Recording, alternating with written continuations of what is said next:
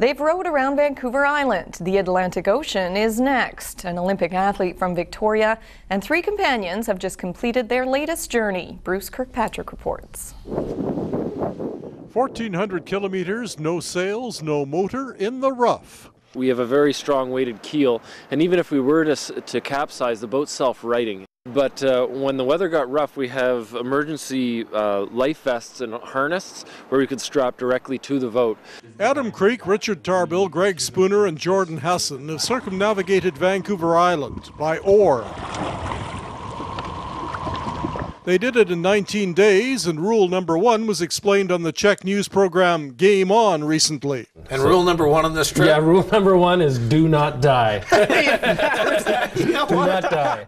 They didn't, but there were times when they wished they could be just about anywhere else than off the northern end of Vancouver Island. You work through it. You learn what really makes you tick, and you learn how to be considerate under duress. Creek is a motivational speaker. He has his own company and says, "There's not enough adventure in our daily lives."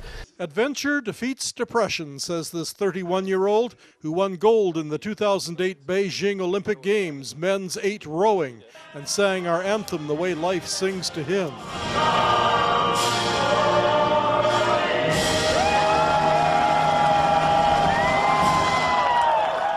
They could only sleep 2 at a time in the stern of their rowboat unless they squeezed and cramped and uncomfortable.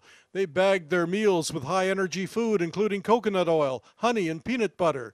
They faced near hurricane winds at times. The waves were square, they were tall, we weren't moving anywhere. We were almost going in a circle for about 24 hours.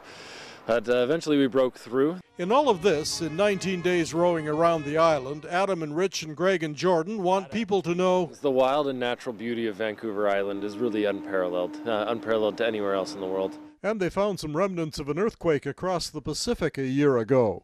Some of the plastic water bottles that we saw off the coast looked like they were Japanese tea bottles or Japanese style of drinks. From the tsunami? Yeah, I think some of them were from the tsunami. Be prepared, be safe. They plan to be both, as Adam Creek and his friends plan to row 7,000 kilometers from Liberia to Venezuela across the Atlantic in December.